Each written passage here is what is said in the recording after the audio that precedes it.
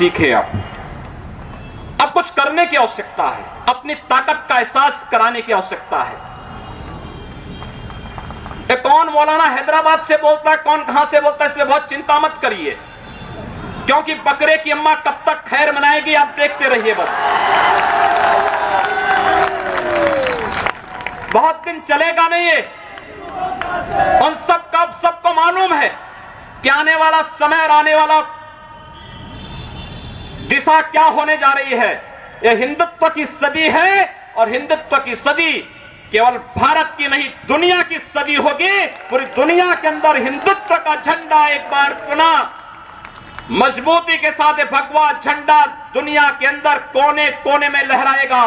उसके अनुसार एक बार पुरुषार्थ किए जाने की आवश्यकता है। हिंदू कभी निराशावादी नहीं हो सकता है, कभी नहीं। दुनिया के अंदर तमाम संस्कृतियां मिट गई, तमाम परंपराएं मिट गई, सब कुछ नष्ट हो गया, कोई पूछने वाला नहीं, इतिहास में नाम शेष हो गए।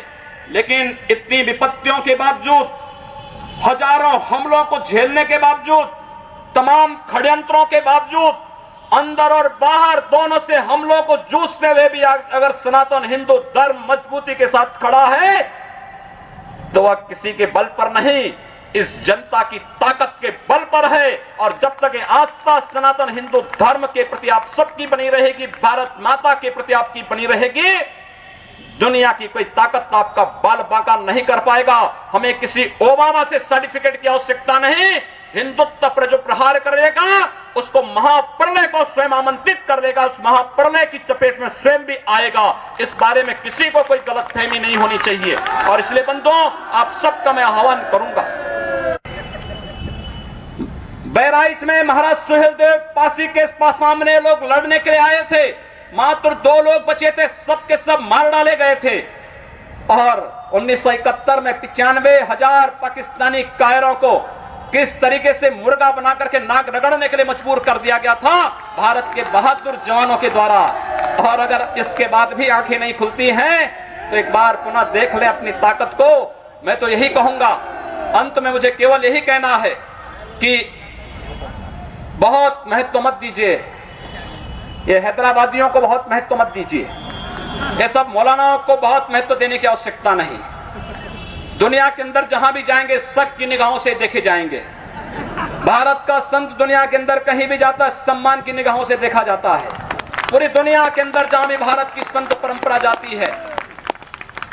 सिंगापुर में मैं गया, मैं देर में पहुंचा, जब एयरलाइंस में बैठने के लिए हुआ तो उसने मेरे कपड़े देखे और सबसे आगे की सीट में बैठे हुए लोग वो खड़े हो गए, वो मुझे बुलाने लगे कि आप आगे। मैंने कहा नहीं, मेरी सीट पीछे। कहा नहीं आप आगे बैठिए। वहां की थाईलैंड में गए, वहां की बस में आगे की 2 सीट तो केवल संतों के लिए है, यानी मुफ्त में यात्रा करिए, जितनी यात्रा कर सकते हैं। दुनिया के अंदर कहीं भी आप जाएंगे, भारत की संत परंपरा का सम्मान है और भारतीय नागरिकों का सम्मान है। यह भारतीयता की देन है। ओबामा जी, इसके लिए किसी से हम लोगों को सर्टिफिकेट लेने की आवश्यकता नहीं। हमारा प्रमाण हमारी विरासत है, हमें जो कुछ भी मिला है वह दुनिया के सामने है। लेकिन याद रखना, अगर कोई हिंदुत्व को छेड़ेगा तो वह मानवता की बर्बादी का संदेश होगा और कुछ नहीं होगा। हिंदुत्व दुनिया के अंदर सुख और शांति का प्रतीक है और विश्व हिंदू परिषद इसका नेतृत्व कर रहा है। विश्व सुरक्षा की गारंटी हो।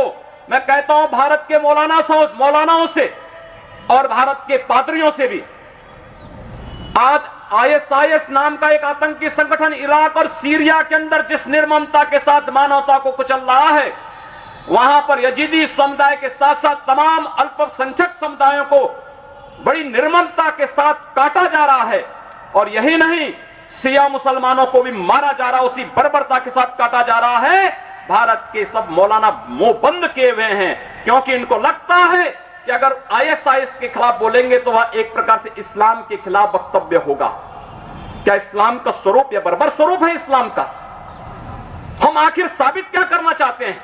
जब पाकिस्तान के अंदर वहां पर धर्मांतरण की गतिविधियों में लिप्त पादरियों की निर्मम हत्या होती है तो ओबामा कुछ नहीं बोलते, तब ब्रिटेन कुछ नहीं बोलता, तब ऑस्ट्रेलिया कुछ नहीं बोलता, तब दुनिया के अंदर वेटिकन सिटी से कोई आवाज नहीं निकलती है।